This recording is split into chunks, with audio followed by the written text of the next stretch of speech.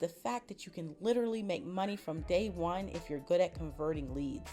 This is a huge one because what business can you think of where you can literally earn money the day you shout to the world, "I'm open for business"?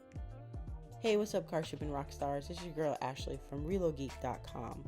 On today's show, we're talking about 5 reasons to start an auto freight broker business in 2021.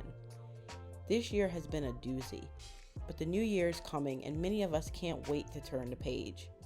Maybe you stumbled across auto transport brokering as you search for a good business idea to start, especially as you get prepared for figuring out where to spend your next tax return. Or maybe you know someone who's in the industry and they said, you should really become an auto transport broker. No matter the reason you're here, I'm going to share 5 solid reasons for jumping headfirst into this business. As a disclaimer, this list is my opinion only based on my experience as an auto transport broker and a car hauler, and in no way is exhaustive. Before we get into the list, I'd appreciate a thumbs up and a subscribe to this channel for more videos that help you ship more cars. Thanks. Coming in at number 5, a low barrier to entry. The great thing about becoming an auto transport broker is that there's a low barrier to entry. Aside from universal requirements put forth by the FMCSA, the Federal Motor Carrier Safety Administration, you can start a brokering business without issue. The process is fairly simple if you have the steps lined out for you, like you'll have if you join me in my auto transport broker training course, Relo Academy. I'll leave the link below. Now, I'm not naive, and I know there will be a negative Nelly in the comments, so let me address the oversized elephant in the room. Yes, a low barrier to entry also means that there will be a lot more people jumping into the business. However, if you build a brand, not a business, and you focus on a specific subset of the market, you will find your space and outshine the rest. Similar to low barrier of entry, at number 4 is low capital. Considering the income potential versus the cost to get started as an auto transport broker, it's considerably low. More so if you compare how much it costs to jump into the auto transport industry as a car hauler versus an auto transport broker. Again, the cost of entry is extremely low. There's no equipment fees, no high insurance premiums, and no ongoing maintenance that you have when you start a car hauling business. Now, you're probably wondering exactly how much it'll cost you to start the business. The biggest expense is your broker bond. The broker bond is meant to protect the carrier should you decide not to pay them after you receive compensation from your client. Unlike general freight brokering and auto transport, typically the carrier is paid by the client directly. Now, I do go over all of this inside Relo Academy, so no worries if you're a bit confused. The cost of the bond can range anywhere from $2,000 to upwards of $10,000 per year depending on your credit and the company you choose to go with. This is not money that you get back should you decide to close your business. However, depending on how you file your taxes, this could potentially be a write-off. So definitely consult with your accountant to find out how you can maximize your deductions and lessen your tax burden.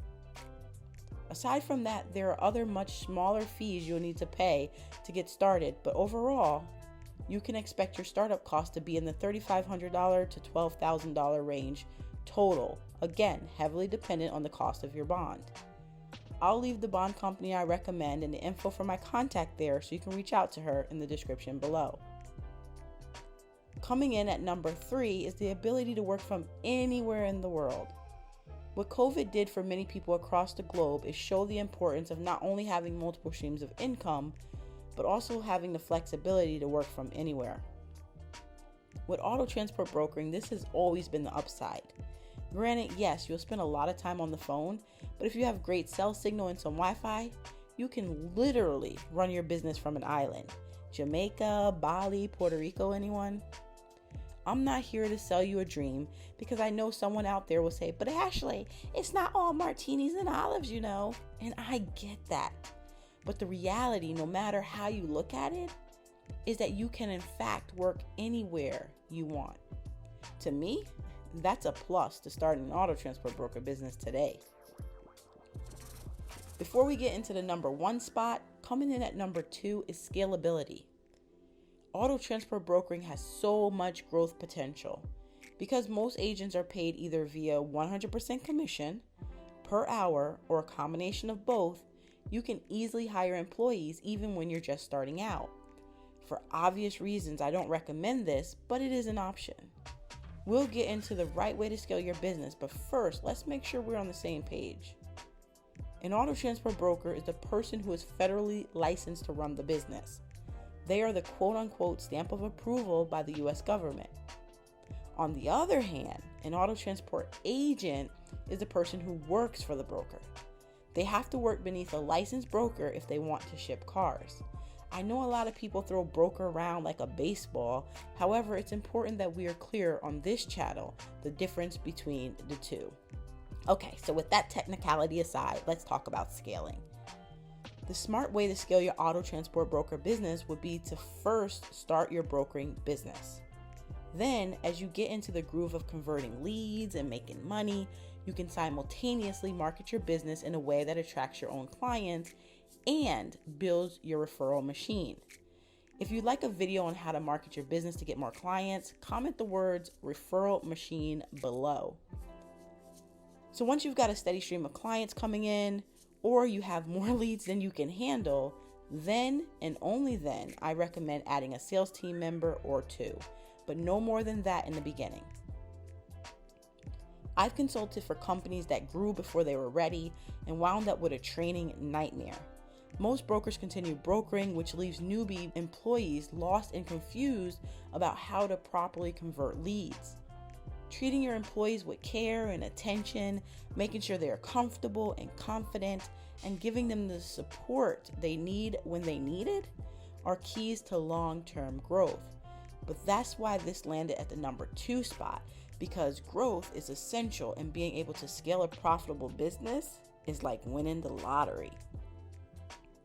Before we get into the number 1 spot, I'd love it if you could hit that thumbs up button, because I heard through the grapevine that it actually helps the algorithm. Worth a try, right? Thanks. And at number 1 is the fact that you can literally make money from day one if you're good at converting leads. This is a huge one, because what business can you think of where you can literally earn money the day you shout to the world, "I'm open for business"? Now, there's a big difference between potential and action.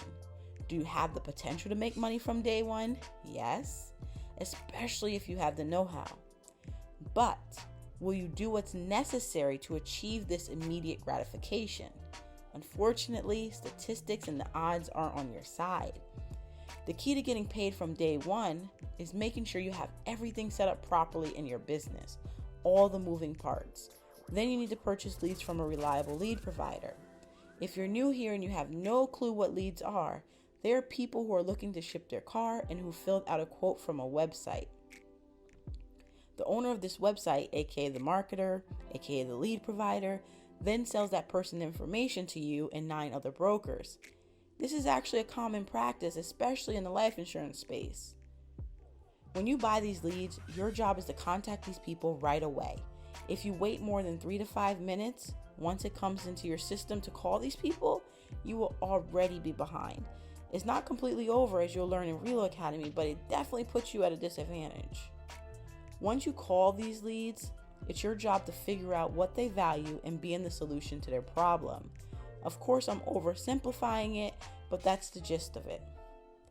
Becoming an auto transport broker is not going to be a get-rich-quick business.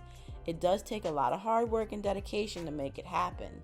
But if you truly love relocation, or heck, if you love cars, if you love a challenge and you absolutely love talking to people all day, every day, and being of service, you will outshine everyone else who jumps into this business before, during, and after you.